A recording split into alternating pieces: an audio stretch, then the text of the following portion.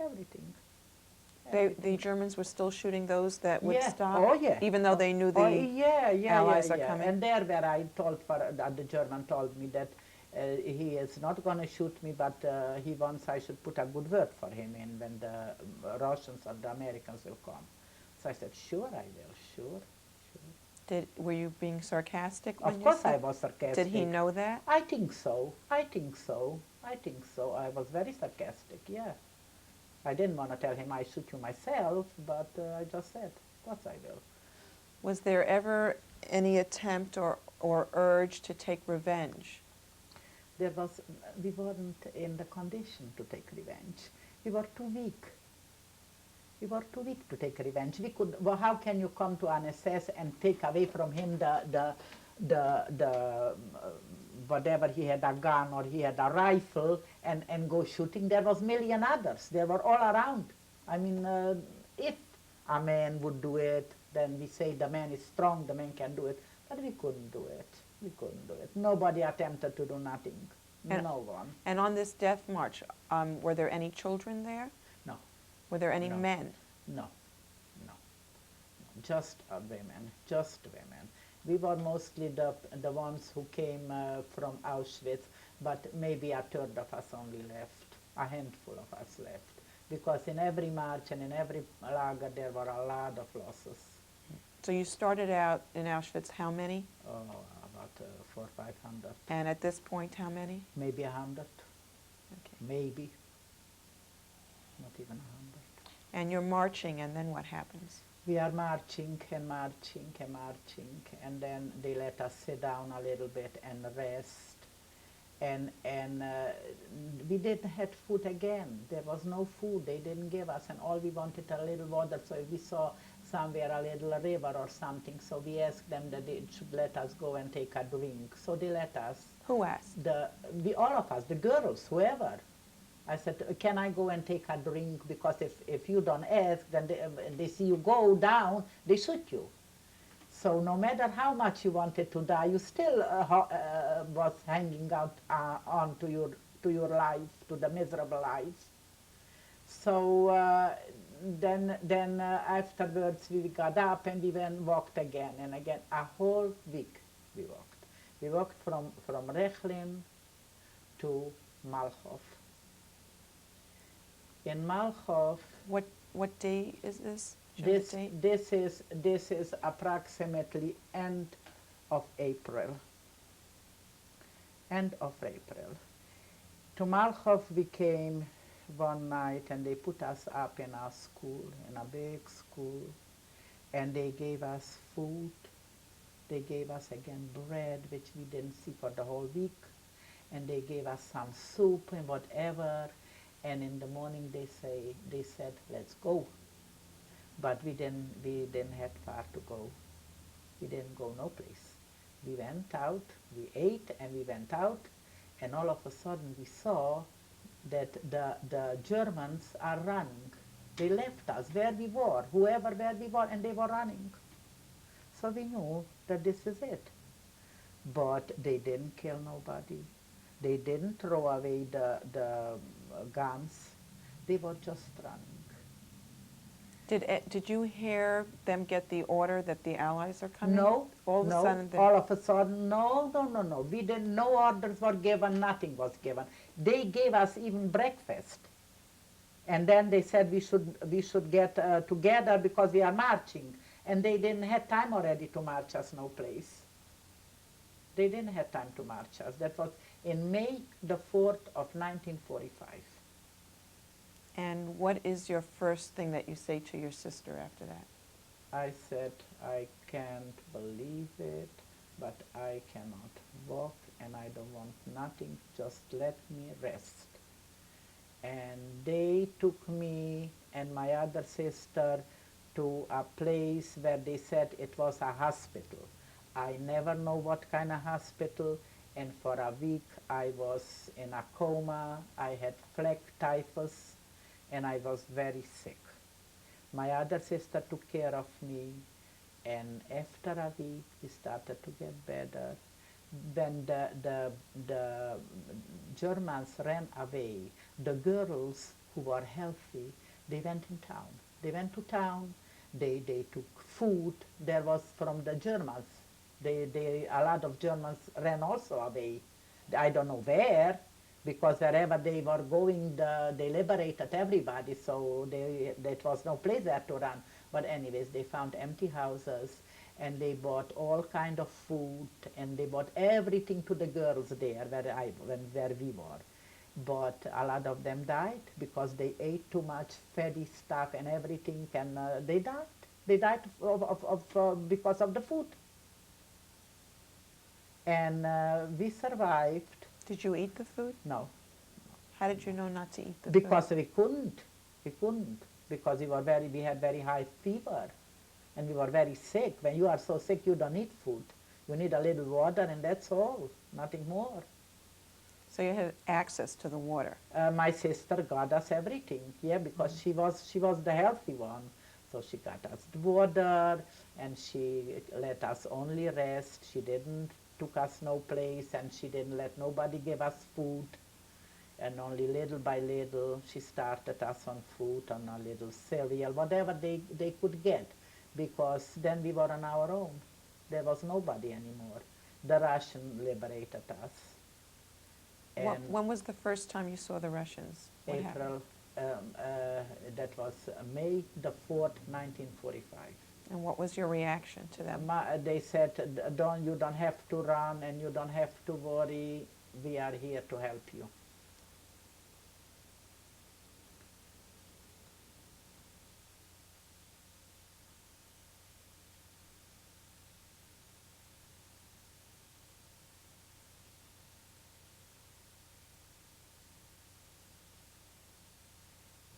I am conducting an interview with Mrs. Zahava. After you meet the Russians, and they tell you you don't have to run, what happens? I don't know. I don't know, because I was so sick. I know one thing, that when we went out of the school, there was like a park. But there were no benches on that. I don't think so there were benches, but I know everybody was sitting down. And everybody, we looked at each other in disbelief. And then all of a sudden I saw my cousins and other girls, they are going. I said, where are you going? And they said, we are going to bring you something to eat. And that's all I know. And then I woke up in a hospital in very high temperature, and I was very sick. That's all I remember. And the hospital was what type of a building? It was also there where the school was, not far from the school, because the Russians, they moved in the school, and somewhere not far from there was a hospital where they took us. And who ran the hospital? The Germans. Germans ran the hospital. So there were German locals that were still Right, there? Right, still there, the German locals, right. How right. did they treat you?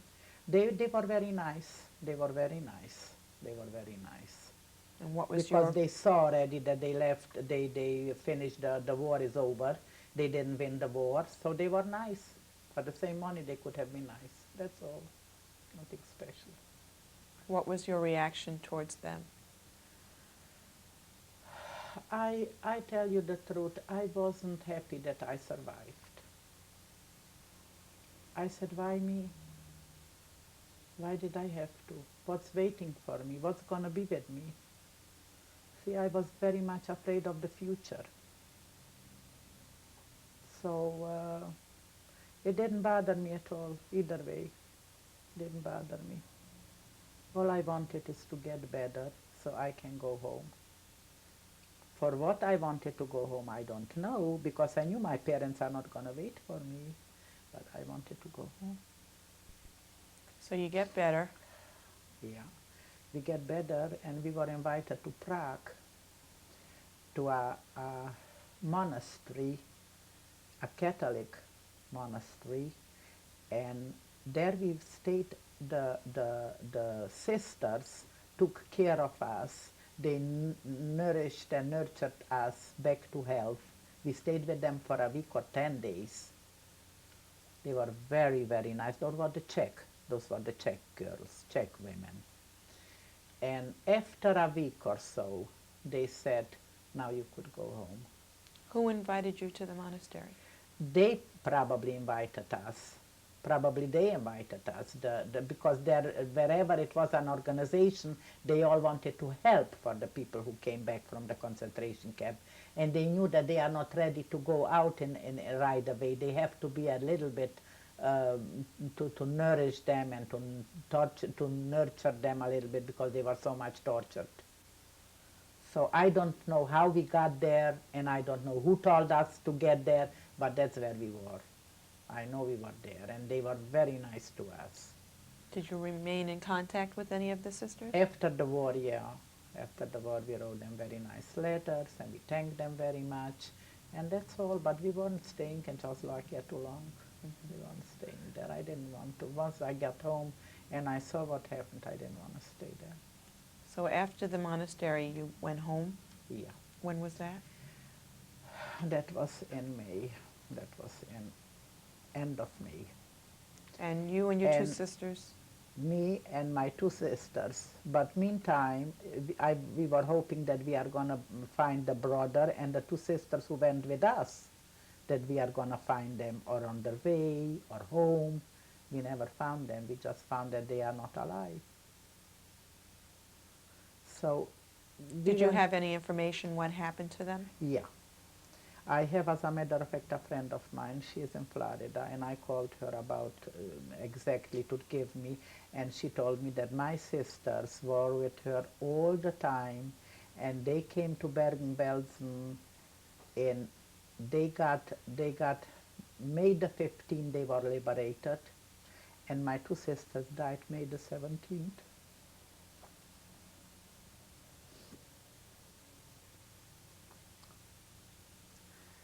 So, but that I knew already when I was home. I didn't know it before. And then my brother was in Birkenau a long time. And then from there they took him in Mauthausen. And 4 weeks before the liberation he died. How did you know that? Also somebody was with him. Also I called somebody who I found out that he was together with my brother, and he told me all about it. And what did he say happened to your brother? He was very weak and very sick. He couldn't keep on going any longer. And the sisters? And the sister, the same thing. The sister, the same thing. And you found all this out when? When I came home. My sister one was 15 and one was 13. And they went through the whole ordeal, because they were liberated the 15th of May and they died the 17th of May. So you were home in Nizhny Remeti. Who told you that information? Who told me? These people came home also. Mm-hmm. This were from Vishny Remeti. And then we were talking, and I said, where were you, and this and that, and do you know something from my sisters? So she said, yes, I was with your sisters all the way, because when we left Auschwitz, then we left them too. And she told me, I was with your sisters all the way, and that's what it happened. After you went home, how did the local population treat So you? why did we want to go so much home? I thought that we are going to find the sisters and the brothers. We are going to find somebody home. My older brother, he was the oldest. He was home, and he didn't know who is alive, who is not alive. But he was staying home and waiting for us. Every train which came in from Bereksas, he was always by the station. He was waiting for us. And we came home, and he was there. What was your reaction when you first saw him? You cannot prescribe that reaction. You can never forget that reaction. So much love and so much appreciation. And as God was so good to us, at least we have one brother alive.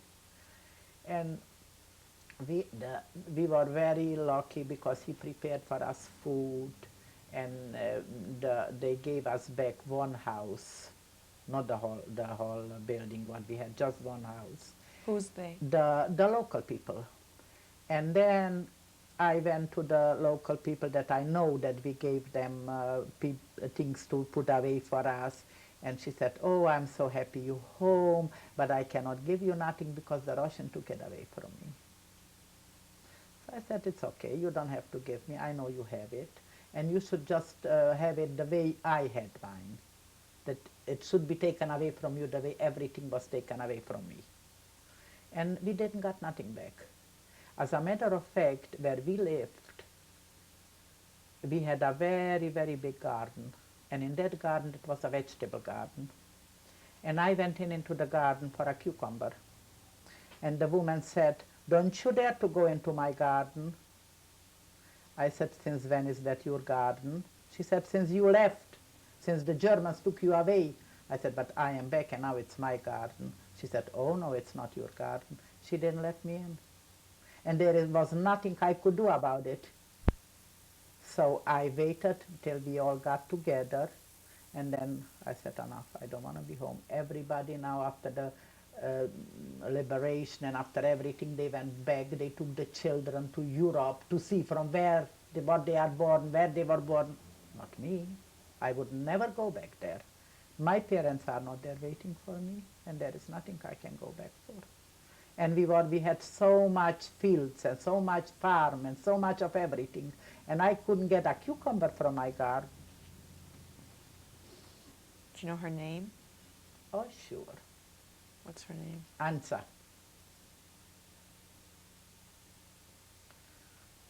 Sure. And that was hurting very much. That was very, very hurtful.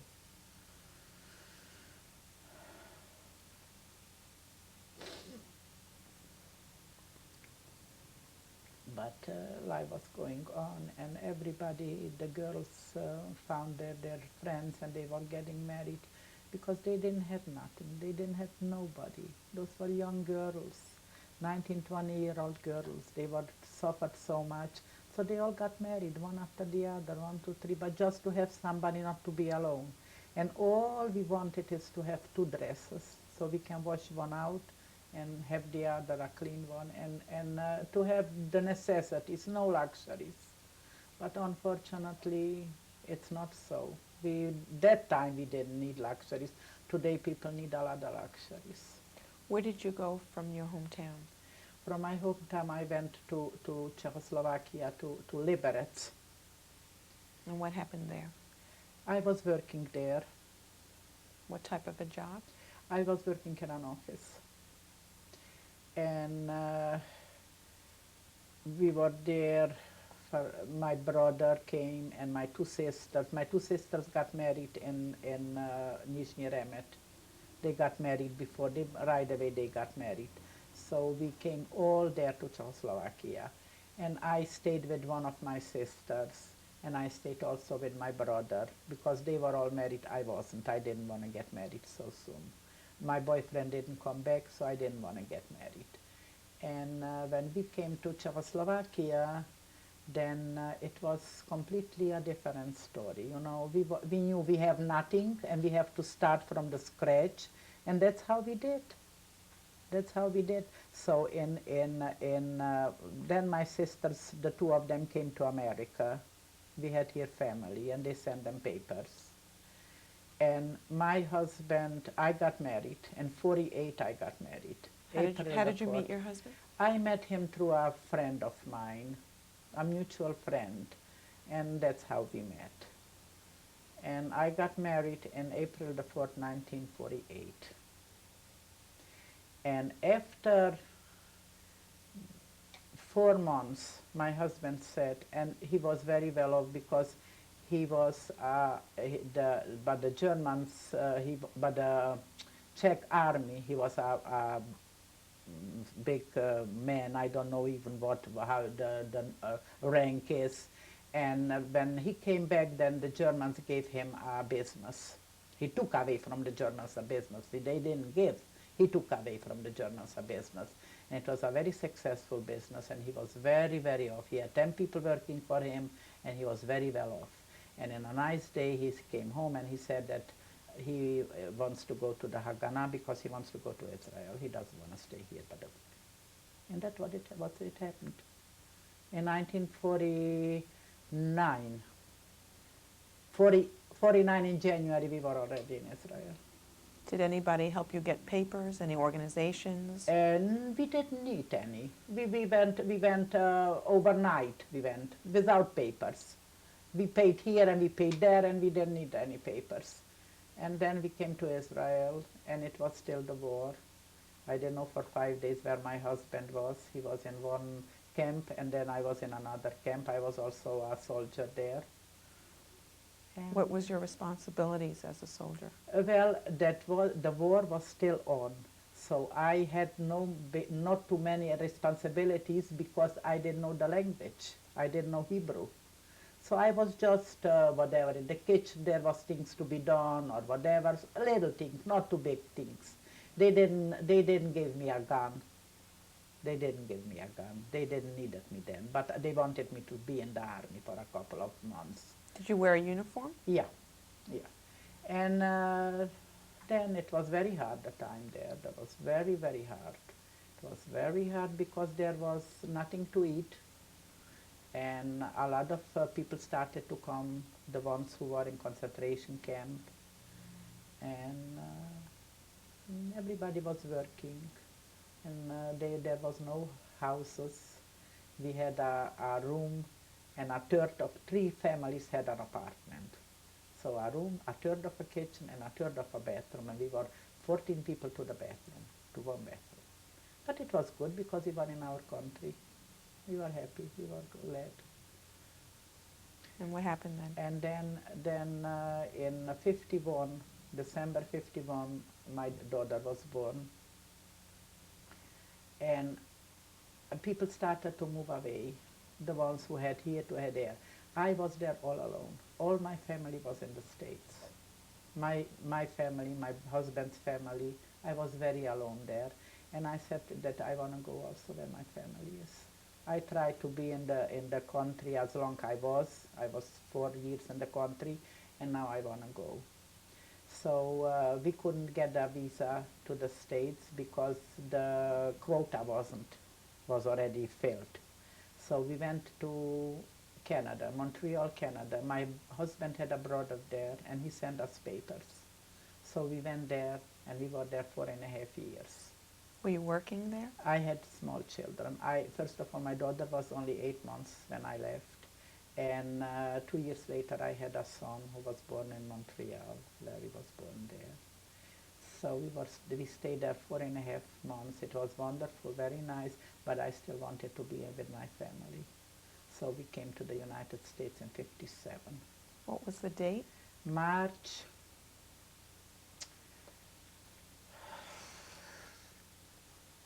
end of March, very end of March, because we came to the United States and we didn't have where to go, we didn't have nothing, not a penny and nothing where to go, so we went to my sister.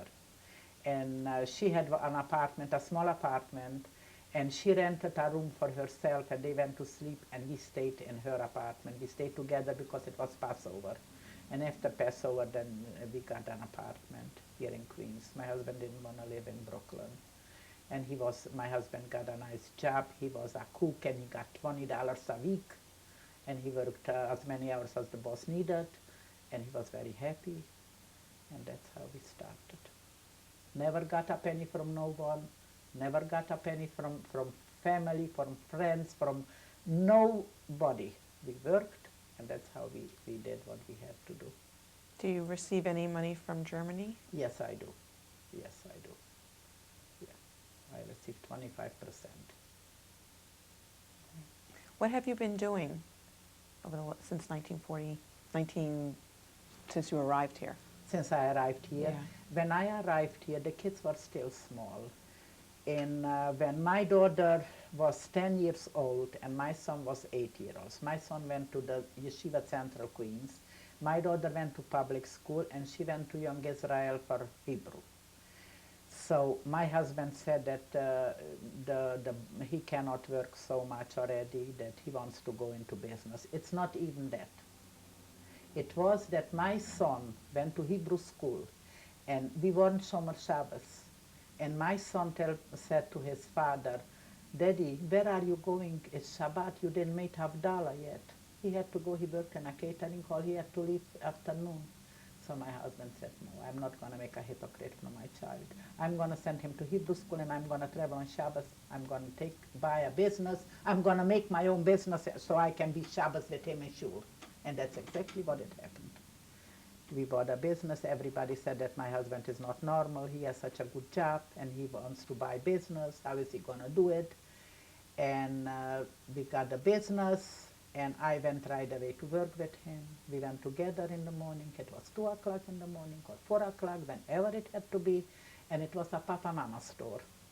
We worked very hard. It was a catering and take-out food. We worked 16 years. And what effect has the war experience had on the way you brought your children up? It had a wonderful experience on my children, because my children was taught that nothing comes for nothing. Nobody gives you nothing for nothing. You have to work for everything. My daughter was 16 years old when she started to work. She worked in a drugstore after school. My son went to school, and he came straight from school into the store, so he delivered orders. And when we had a catering job, he delivered everything there. He worked very hard, and we showed our children that how the money grows on trees. So it had a wonderful effect. I have a son who is a lawyer. He has the bars of Rhode Island, of New York, and Jerusalem. He is, thank God, very successful. He has a wonderful wife. Her name is Karen, and they blessed me with the most beautiful grandchildren. So I'm very happy. And my daughter went to the FIT, Fashion Institute of Technology, and she has a very nice job. And I really didn't have any problems with my children. My children, from survivors and from going through so much, it's just a miracle that they are normal. Forget about being successful, that they are normal. What message would you like to give your children and the rest of the world 50 years after the Holocaust? I would like